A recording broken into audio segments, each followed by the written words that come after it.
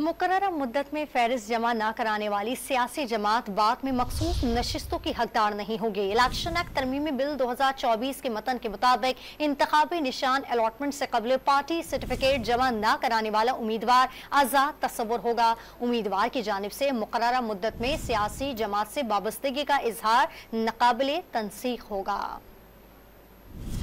तरमीमी bill के तहत इंतखाबी निशान के हुसूल से कबल पार्टी सर्टिफिकेट जमा न कराने वाला उम्मीदवार आज़ाद तस्वुर होगा। मुकर्ररा मुद्दत में मखसूस नशिस्तों की फहरिस्त जमा न कराने की सूरत में कोई सियासी जमात मखसूस नशिस्तों की हकदार न होगी। किसी भी उम्मीदवार की जानिब से मुकर्ररा मुद्दत में एक मरतबा किसी सियासी जमात से वाबस्तगी का इजहार नाकाबिले तनसीख होगा। इलेक्शन एक्ट 2024 में 2 तरामीम मुतारिफ करवाई गई हैं। पहली तरमीम इलेक्शन एक्ट 2017 के सेक्शन 66 और दूसरी तरमीम इलेक्शन एक्ट 2017 के सेक्शन 104 में मुतारिफ करवाई गई है। पहली तरमीम में कहा गया है कि कोई रुकन असेंबली अपनी किसी सियासी जमात से वाबस्तगी का पार्टी सर्टिफिकेट तब्दील नहीं कर सकता। दूसरी तरमीम में कहा गया है कि मखसूस नशिस्तों के हुसूल के लिए जरूरी है कि इसके लिए किसी जमात ने वक्त पर फहरिस्त जमा करवा रखी हो। तरमीमी एक्ट 2024 के मुताबिक ये दोनों तरामीम मंजूरी के बाद फौरी तौर पर नाफिजुल अमल होंगी। माहिरीन समेत खुद PTI का भी कहना है कि इन तरामीम की मंजूरी के बाद पार्टी को मखसूस नशिस्तें मिलना मुश्किल होगा, क्योंकि बिल का इतलाक माजी से होगा। 12 जुलाई को मखसूस नशिस्तों के मुकदमे में सुप्रीम कोर्ट के फुल बेंच ने एक फैसले में लिखा था कि PTI खवातीन और अक़लियतों की मखसूस नशिस्तें लेने की हकदार है।